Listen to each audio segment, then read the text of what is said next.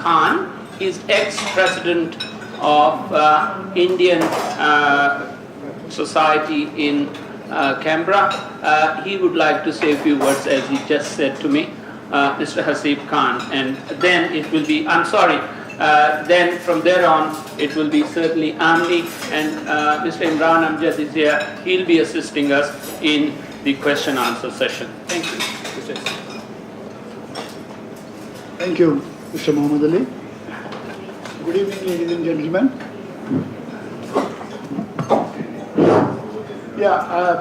Long time back I was the president of Indian Association, but today I am addressing you as a migration agent because I am doing this business and I am interested in refugees.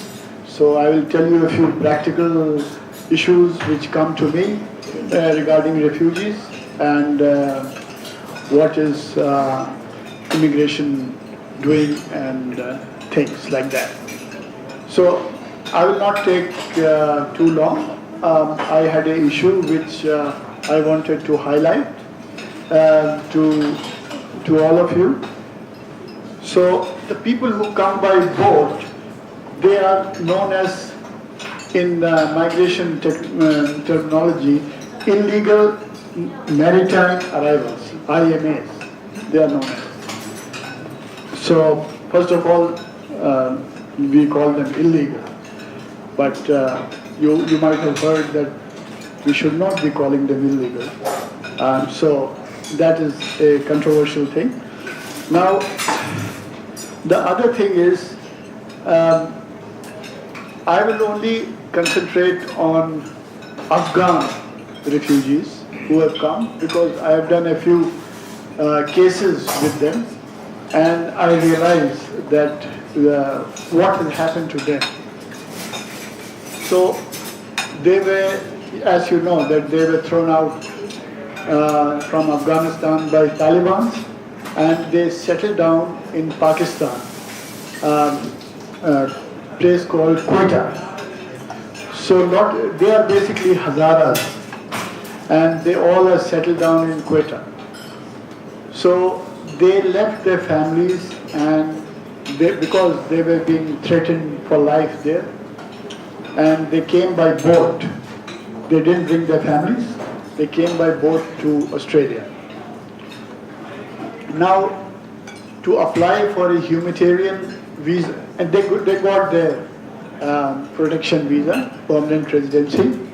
And to cut the long story short, they are permanent residents in Australia as coming as refugees. But the families couldn't join them. The families are still in Quetta. They've got, as you know, Afghanis have got number of children, 6, 7 is a normal thing for them. So a lot of children and their wife, they all are in Quetta, and every day they are being threatened by bombs and all those things. So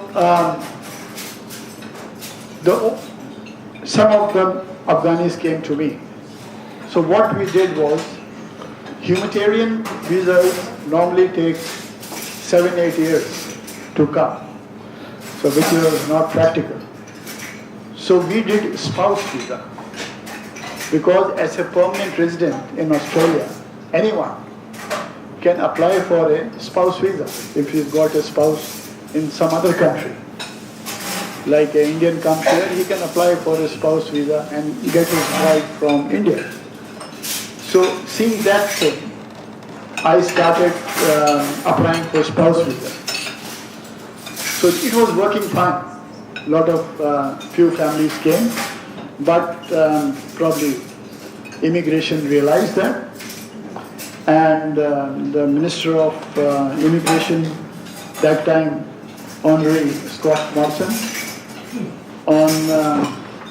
issued a direction under Section 499 of the Migration Act that was issued on 19th December 2013, that any refugee who has got permanent residence in Australia cannot apply for a spouse visa till the time he becomes a Australian citizen. So it was a spoke because Afghanis who come, they don't have any English. And so it was just helpless. And you have to be here for 4 years to get Australian citizenship.